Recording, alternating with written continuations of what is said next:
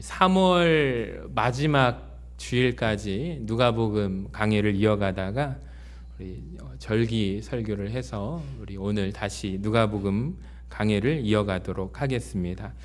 잘 아시죠? 누가복음 8장 우리가 오늘 읽어본 본문 말씀은 아주 유명한 예수님의 비유의 말씀인데요.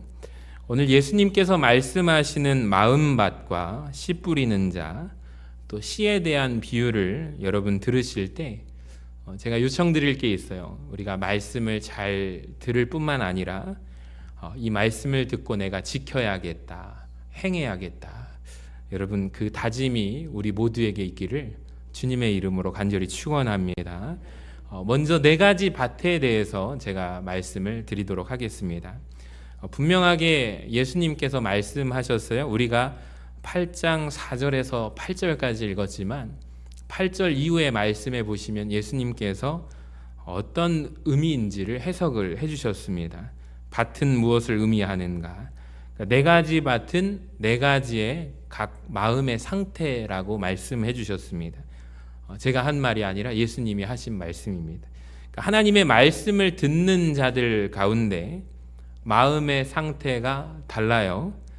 크게 4가지로 구분될 수가 있다는 것입니다. 자, 첫 번째 보여주시면 길바닥 같은 마음이 있습니다. 우리 12절을 한번 보실까요? 같이 읽어봅니다. 시작. 길가에 있다는 것은 말씀을 들은 자니 이에 마귀가 가서 그들이 믿어 구원을 얻지 못하게 하려고 말씀을 그 마음에서 빼앗는 것이요. 여기 보시면은 길의 특징이 무엇일까요? 길가에 있다라고 하는데 여러분 한번 길을 머릿속에 떠올려 보시기를 원합니다. 길은 특징이 있습니다. 많은 사람들이 다니는 통로라는 것입니다. 그러니까 처음에는 땅이 말랑말랑했지만 점차 시간이 많이 지나면서 사람들이 밟고 다니면서 길이 어떻게 될까요? 다져지고 딱딱합니다. 그래서 말씀의 씨앗이 그 속에 들어갈 수 있어요? 없어요? 없다는 것이죠. 이것이 가장 큰 문제입니다. 그러니까 길가밭은 뭐냐면 말씀이 들어가지를 못해요. 말씀이 들어가지를 못하니까 말씀이 떨어졌는데 어떻게 돼요? 바람이 불면 굴러다닙니다. 통행량도 많습니다. 짓밟히기도 합니다. 그러다가 결국에 누군가가 그것을 빼앗아 가기도 한대요. 맞죠? 길은 통행량이 많습니다. 온통 사람들이 오고 가면서 생각이 많습니다. 왔다 갔다 합니다. 그러니까 하나님의 말씀이 들어가지 못하는 것, 말씀의 씨가 들어갈 공간조차 없는 것, 어떤 마음이에요? 길바닥 같은 마음입니다. 저는 이런 마음이 우리 중에 없기를 간절히 소망합니다. 자, 2번째 보여주시면 어떤 밭이냐면 돌밭 같은 마음입니다. 13절을 같이 한번 읽어봅시다. 시작. 바위 위에 있다는 것은 말씀을 들을 때 기쁨으로 받으나 뿌리가 없어 잠깐 믿다가 시련을 당할 때 배반하는 자요. 여러분 이 마음은요 어떤 마음이냐면 말씀은 듣기는 들어요. 기쁨으로 받기는 합니다. 근데 문제가 뭘까요? 뿌리 내리지 못하는 마음이 돌밭 같은 마음입니다. 그래서 결실하지 못하는 마음이에요. 또 우리 중에 이런 마음이 없기를 간절히 소망합니다. 자, 3번째 보여주시면 어떤 마음이에요? 가시밭 같은 마음이 있습니다. 14절에 보시면 가시떨기에 떨어졌다는 것은 보세요. 말씀을 들어요. 그리고 뿌리도 내립니다. 그런데 지내던 중에 이번에는 어디가 막혀 있어요? 가시가 위에 막혀 있는 거예요. 이 생의 염려와 재물과 향락의 기운이 막혀 있습니다. 그래서 결실하지 못하는 마음이 바로 가시밭 같은 마음입니다. 우리 중에 이런 마음이 참 많은 것 같습니다. 그런데 바라기는 이런 마음도 없기를 소망합니다. 자, 마지막 4번째 마음 15절을 한번 보세요. 같이 읽어봅시다. 시작. 좋은 땅에 있다는 것은 착하고 좋은 마음으로 말씀을 듣고 지키어 인내로 결실하는 자니라. 여러분 이 밭을 우리는 뭐라고 부르죠? 옥토밭과 같은 마음이라고 부릅니다. 여러분 옥토밭의 결과는 뭐예요? 30배, 60배, 100배의 결실을 얻어내는 마음. 그러니까 이렇게 밭은 네 가지 밭으로, 마음 밭으로 구분을 할 수 있습니다. 제가 묵상을 하면서 예수님께서 말씀하지 않으신 몇 가지를 먼저 나누어 보도록 하겠습니다. 자, 첫 번째로 예수님이 말씀하지 않으신 것 중에 나쁜 밭이 있고 좋은 밭이 있죠. 여러분, 네 가지 밭 중에서 나쁜 밭이 몇 개입니까?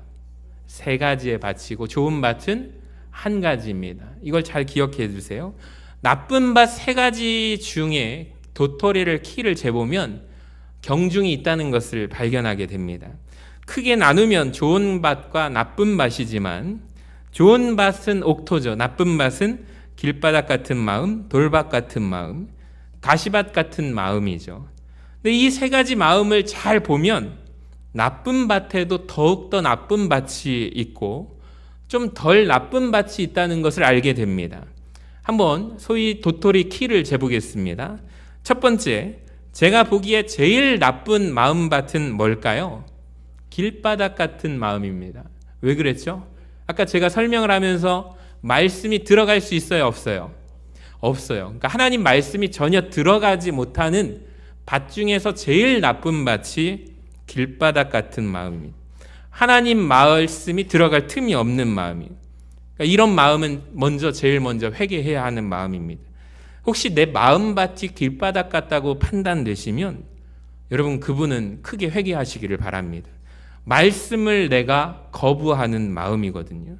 자, 두 번째, 돌밭 같은 마음을 보세요. 13절에 바위 위에 있다는 것은 말씀을 들을 때 말씀을 들어요, 안 들어요? 말씀을 들어요. 듣는 마음입니다.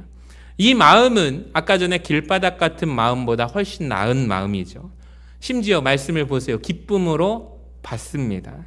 근데 결과는 뭐예요? 결실을 못 맺는다는 점에 있습니다. 똑같습니다. 여러분, 한번 적용해 봅시다. 이 마음은요, 말씀을 듣기는 들어요. 때로는 기쁨으로 받아요. 아멘으로 받는 마음입니다. 여러분, 예배 시간에, 설교 시간에 아멘으로 받고, 어떤 분은 오늘 굉장히 말씀이 너무 좋았다고, 내가 은혜 받았다고, 그러면서 내 마음이 혹시 옥토밭이 아닐까라고 착각하십니다. 여러분, 착각하시면 안 됩니다. 돌밭도 은혜 받아요, 안 받아요? 받아요. 여러분, 그러니까 긴장하셔야 돼요. 근데 결실을 못 맺는 것입니다. 세 번째, 가시밭 같은 마음. 14절에 보시면 가시떨기에 떨어졌다는 것은 말씀을 들은 자입니다. 예, 분명히 말씀을 들었습니다. 또 지내는 중에 뿌리도 내립니까, 안 내립니까? 뿌리도 내립니다. 조금 내립니다. 그러니까 아까 전에 두 가지 나쁜 밭보다 훨씬 좋은 마음밭이죠. 그러니까 도토리 키를 재보면 이 가시밭 같은 마음이 제일 큰 키예요. 근데 문제는 뭐예요? 결론적으로 열매를 못 맺어요. 그러니까 조금 자라려고 보니까 어떤 현상이 일어나냐면 위에 뭐가 막고 있어요? 가시가 막고 있는 거예요. 그러니까 이생의 염려, 재물과 향락의 기운이 막혀서 역시 결실하지 못하는 것입니다. 또 예수님께서 말씀하지 않으셨지만 제가 말씀을 묵상하면서 깨달은 것이 네 가지 밭 중에 즉각적으로 확인할 수 있는 밭이 있는가 하면 세 가지 밭은 시간이 지나야 알 수 있다는 것을 아십니까? 전 이 부분을 꼭 말씀드리고 싶어요. 한 가지 마음만 확인이 곧바로 가능한데 주로 나머지 마음은 시간이 흘러야 확인하고 알 수 있는 마음입니다. 질문 드리겠습니다. 즉각적으로 확인되는 마음밭은 어디일까요? 딱 하나. 뭘까요? 아까 나쁜 밭 중에 제일 나쁜 밭이 뭐라고 했죠? 길바닥 같은 마음입니다. 말씀이 들어가지 않는 마음입니다.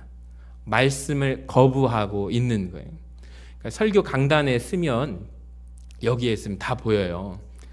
정말 다 보여요. 핸드폰으로 다른 행동을 하시는 것까지 다 보여요. 위에 계신 분들은 더 잘 보이거든요.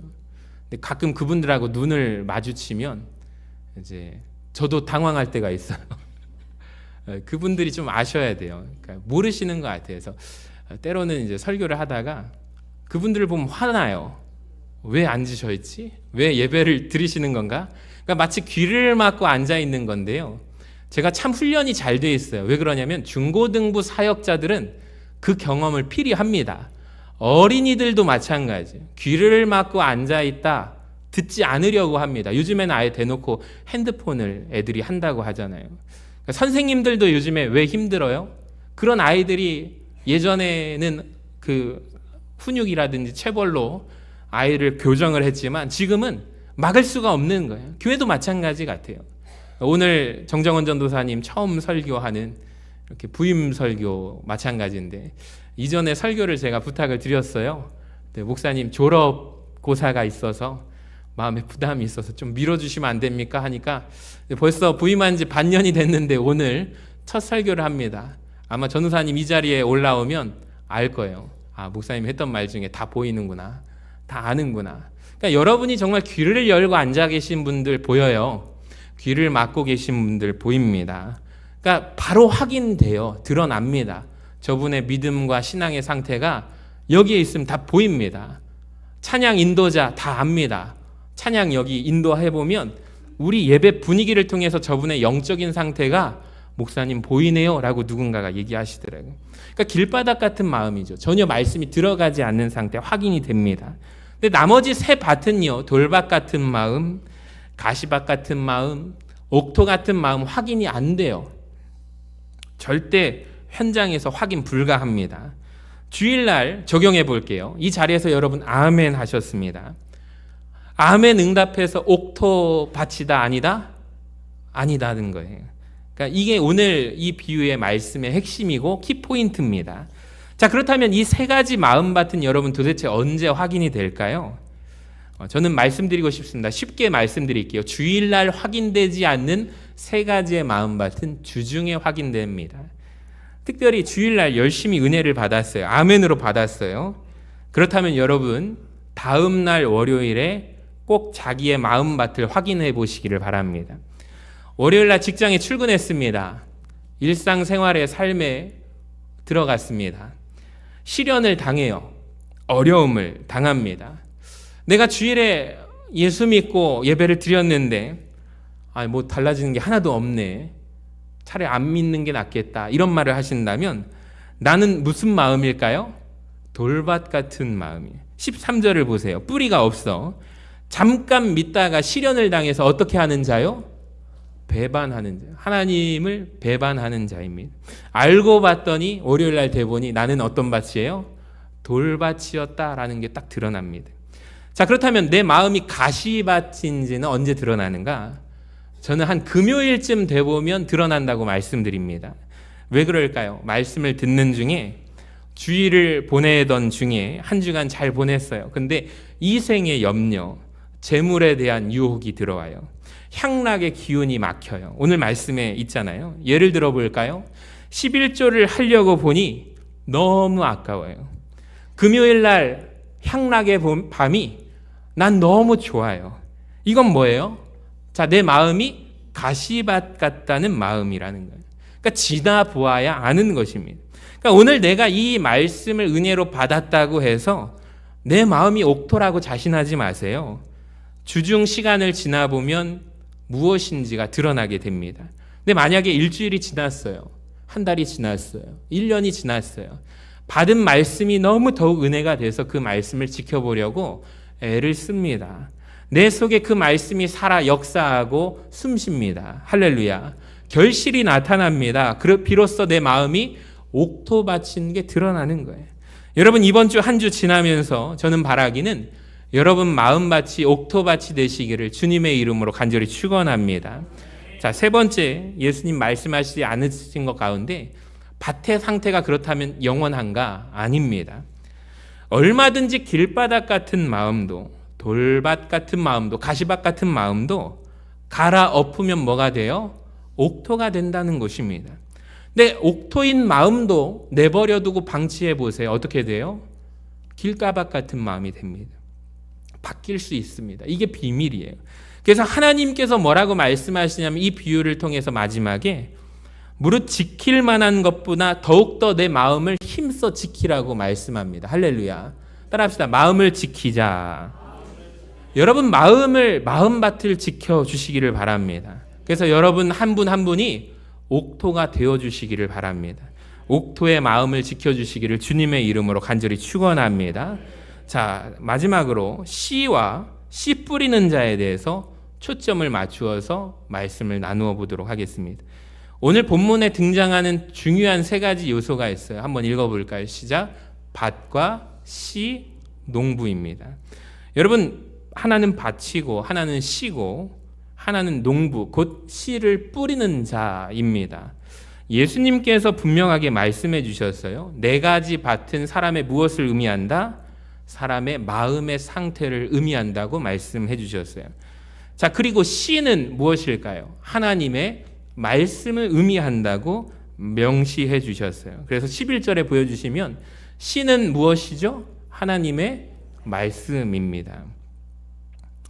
한 가지 재미있는 것은 말씀을 묵상하면서 씨 뿌리는 자, 농부는 누구인가? 주님이 숨기셨다는 것을 알게 됩니다. 얘기를 안 하셨어요. 여러분 보세요. 밭은 사람의 마음이라고 했어요. 씨앗은 하나님의 말씀이라고 했어요. 자, 그렇다면 이 씨 뿌리는 자, 농부는 말씀을 뿌리는 자겠죠. 그럼 우리는 어떻게 생각하죠? 설교자가 아닐까? 말씀을 전해주는 자가 아닐까 생각하고 말씀을 듣습니다. 근데 여러분, 예수님이 그렇게 말씀하지 않으셨어요. 맞기는 맞겠죠. 씨는 하나님의 말씀입니다. 말씀을 뿌리는 자, 전하는 자가 씨 뿌리는 자가 맞겠죠. 근데 여러분, 제가 성경을 한 주간 동안 연구하고 묵상하면서 성경의 의미가 딱딱 떨어지면 좋은데 중의적입니다.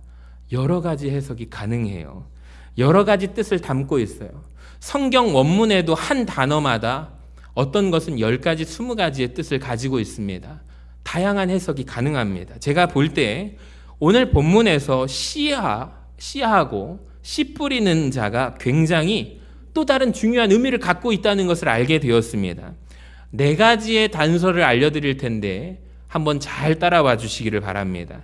그래서 이것을 통하여 씨와 씨 뿌리는 자를 통하여 새로운 의미를 우리가 발견하기를 원합니다. 첫 번째 단서는 5절을 볼게요. 씨를 뿌리는 자가 분명히 단수로 표현되어 있습니다. 그렇죠? 여러분, 씨를 뿌리면 씨앗들을 뿌리죠. 그럼 씨앗은 복수입니까? 단수입니까? 씨앗들 막 뿌리겠죠.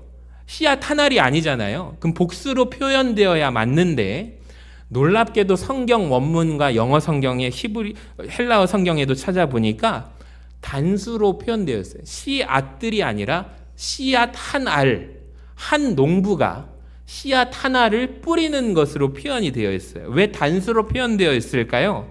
직역하면 한 농부가 자기의 품 안에 있는 씨앗 하나를 뿌리는 것입니다. 하나의 씨앗에 대해서 성경은 말씀하고 있다는 것을 알게 돼요. 두 번째 단서는요. 이 본문에서 이 농부의 씨 뿌리는 행동이 조금 이상합니다. 여러분 그렇게 느끼지 않으십니까? 이상한 농부예요. 저는 말씀을 묵상하면서 그걸 발견하게 됐는데 여러분 이 농부가 씨앗을 뿌리고 있잖아요. 씨를 뿌리는 자체가 고대 팔레스타인 지역의 농사 방식입니다.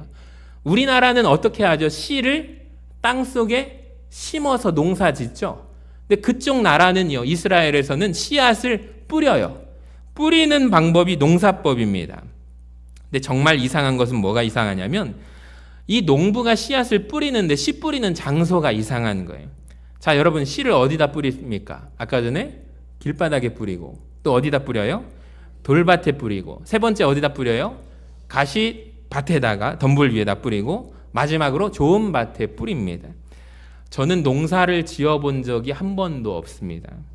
근데 만약에 저보고 오늘 말씀처럼 이스라엘 땅에 가서 지금 씨앗을 한 몽땡이를 줘가지고 씨를 뿌리라고 한다면 저는 아마 길가에는 안 뿌릴 것 같아요.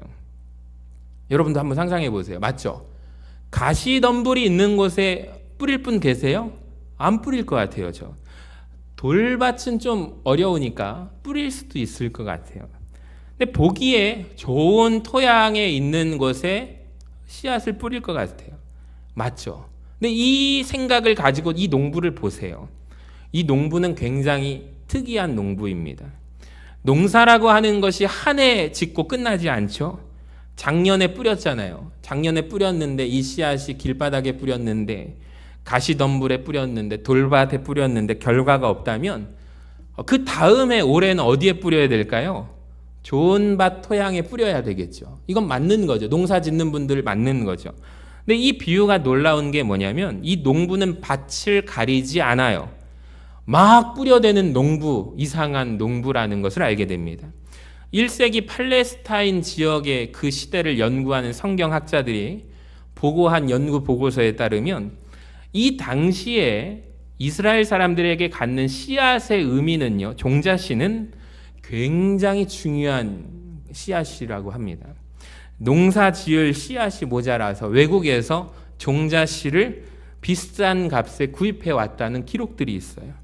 그러니까 이스라엘 사람들에게도 종자씨는 낭비되어서 허비되어서는 안 되는 씨앗 하나라는 것이죠.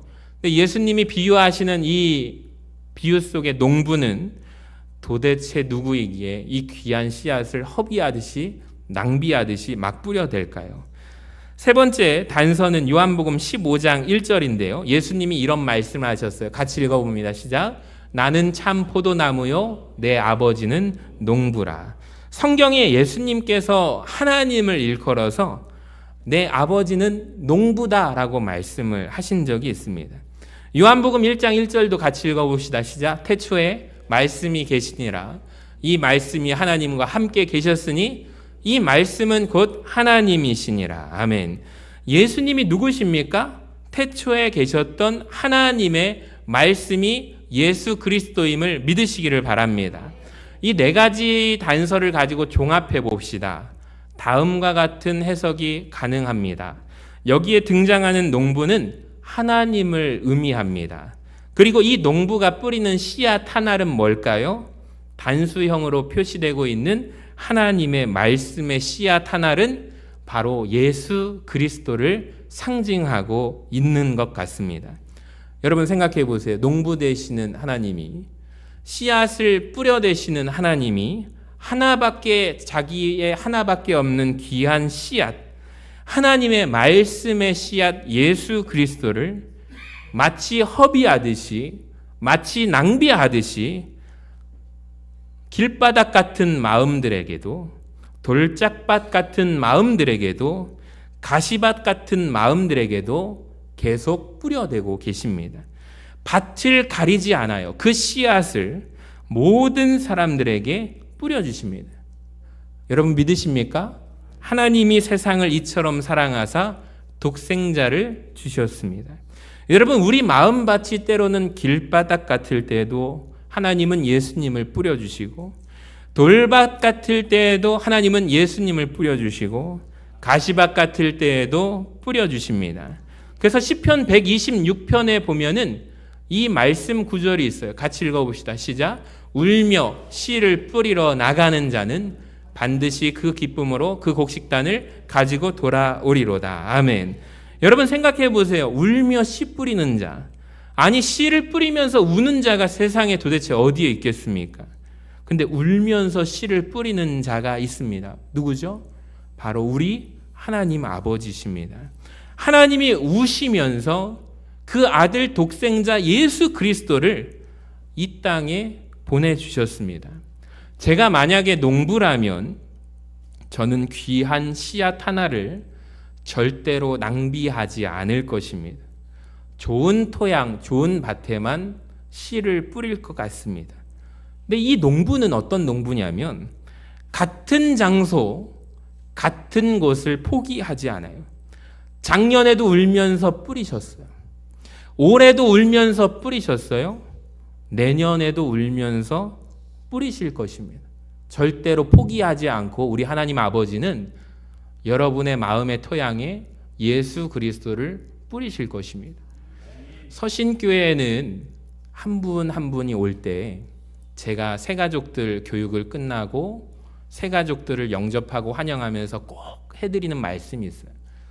여러분이 이 교회를 선택한 적이 없습니다. 여러분 지금 스스로 본인 당신이 많은 교회 중에 돌아보시고 서신교회를 왔다고 생각하실 텐데 그거 아니에요. 하나님이 나를 이곳에 보내주셨습니다. 하나님이 나를 이곳에 수많은 전 세계 교회 가운데 전주 서신교회로 나를 보내주신 거예요. 그러니까 이 고백을 꼭 하고 제 기도를 하고 마무리를 해요. 이유가 있습니다. 많은 교회 가운데 서신교회만 교회냐? 서신동에 교회가 몇 개인데? 예, 많습니다.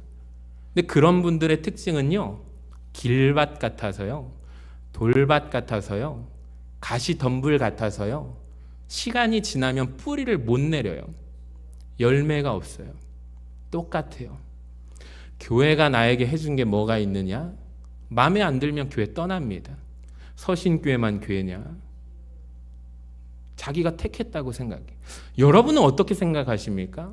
전 그런 분들을 꽤 많이 봤어요. 은혜 받을 때는 한없이 좋다가 얼굴 싹 변해가지고 떠날 때는 가차 없습니다. 목회자한테 그냥 갈 때 목사님 축복 기도해 주세요 하는 분들 없고요. 칼 탁 꽂고 욕하고 떠납니다. 그게 사람이에요. 그게 사람 마음이라고요, 여러분. 좋은 옥토가 시간이 지나면 방치하잖아요. 기도하셔야 돼요. 기도하셔야 여러분 마음밭이 옥토가 되는 거지. 가만히 있어가지고 오늘 목사님 설교가 10점 중에 10점? 내가 사모하는 목사님은 유튜브에 다 있어. 그분 여러분 모른다고요. 여러분의 영혼의 수술대를 이 자리를 놓고 하나님 앞에 나아가 여러분이 옥토가 되는 거지. 내 안에 있는 가시덤불을 가시를 제거해야 옥토가 되는 거지. 기경하지 않고서 어떻게 굳어진 마음이 말씀의 씨앗이 들어갈 수가 있겠습니까? 그런 분들은 교회 떠난다고요. 그런 분들은 끝까지 남아있지 않는다고요. 그런 분들은 교회 가는데 내가 택했다고 생각해요. 아닙니다. 하나님이 보내주신 거예요. 하나님이 여러분을 많은 교회 가운데 이 교회를 섬기라고 보내주신 거예요. 목사님, 나는 이 울타리 안에 들어오지 않겠습니다. 절대로 터치하지 마세요. 하나님이 나중에 그분을 치십니다. 어떠한 방법으로든 그 안에 들어오게끔 하십니다. 이건 분명한 사실이거든요. 그러니까 목회자는 우리가 같이 지금 2025년 6월 세 달을 시작하면서 같이 기도하자고요. 같이 믿음의 변화를 이뤄내자고요. 여러분이 곳곳에 다 녹아들어서 빛과 소금의 역할을 감당해야지 어떻게 그냥 가만히 앉아있어가지고 입 벌리고 앉으면 은혜 받고 그렇게 합니까? 그거는 아니고요. 그건 초신자의 신앙 상태고요. 여러분이 옥토가 되기 위해서 끊임없이 노력을 하셔야 합니다. 그게 아버지의 마음이기 때문에 씨앗을 뿌리는 자가 울면서 씨를 뿌리는 그 마음이 하나님 아버지의 마음임을 내가 안다면 어찌 내가 그냥 가만히 앉아 있겠습니까? 팔레스타인의 농사법은 먼저 씨를 뿌린 다음에 우리하고 다르게 땅을 갈아엎는다고 합니다. 예수님이 이 이야기를 할 때 말씀을 듣는 성도들의 입장에서 생각을 해봅니다. 지금 여러분과 저는 생각할 수 없는 그 현장에서 예수님의 이 비유를 듣는 사람들의 마음은요, 이런 생각이 전제됩니다. 이런 반응이랍니다. 야, 그 농부 참 대단하다. 예수님이 말씀하신 그 농부, 씨앗을 뿌리는 그 사람, 왜 대단할까요? 씨를 뿌렸잖아요. 길가밭에 뿌렸어요. 돌밭에 뿌렸어요. 가시덤불에 뿌렸어요. 나중에 그 농부가 뭘 한다는 거예요? 땅을 뒤엎어 갈아버리겠다라는 것입니다. 옥토밭이 되겠구나. 이 사람들은 이 생각을 하면서 말씀을 들어요. 예수님이 말씀하신 농부는 힘들 텐데 그 모든 밭을 갈아엎어서 옥토를 만들고 싶은가 보다. 여러분, 이것이 예수님이 말씀하신 그 비유의 현장 속에 있는 성도들이 마음속에 있는 전제입니다. 우리는 거기까지 생각하지 못하죠. 저는 말씀이 얼마나 은혜가 되었는지 모릅니다. 하나님이 가시밭 같은 마음, 길밭 같은 마음, 돌짝밭 같은 마음에 예수님을 다 뿌려주시는 이유는 결국에 그 모든 밭을 갈아엎어 버리고 싶은 마음이 있다는 거예요. 이게 우리 하나님 아버지의 마음임을 아시기를 바랍니다. 그러니까 저와 여러분은 이렇죠. 복음을 전할 때 저 사람을 지켜보고 관찰해보고 복음이 들어갈 것 같은데 라고 하는 사람에게 열심을 성을 다해서 우리가 복음을 전합니다. 전도하는 경향이 있습니다. 저는 그렇습니다. 근데 우리 하나님은 길바닥 같은 마음에도 뿌리신다. 돌짝밭 같은 마음에도 뿌리셔요. 가시밭 같은 마음에도 예수 그리스도를 뿌리십니다. 허비하듯이 그 귀한 종자씨 예수 그리스도를 낭비하듯이 뿌려 대십니다. 여러분, 우리가 이 하나님 아버지의 마음이 저와 여러분에게 있기를 주님의 이름으로 간절히 축원합니다. 마지막으로 농부를 하나님으로, 씨를 하나님의 말씀으로 볼 때 밭을 한번 생각해 보세요. 우리 마음밭, 밭에 대한 온전한 이해도 가능합니다. 제가 초반에 설교 도입에 여러분 우리 마음밭을 좀 바꿉시다, 고쳐야 한다고 말씀드렸지만 스스로 인정합시다. 스스로 밭 입장에서 자기 스스로 밭은 좋은 밭으로 자기를 바꿀 능력이 있어요, 없어요? 없어요. 가만히 내버려 두면 나쁜 밭이 더 나쁜 밭이 되지만 더 좋아질 수는 없어요. 자, 그러면 밭의 입장에서 보면 누군가가 갈아 엎어줘야 좋은 밭이 됩니다. 우리 마음밭을 갈아 엎어주시는 농부 되신 하나님 아버지께서 우리 마음밭을 기경하여 주실 줄로 믿습니다.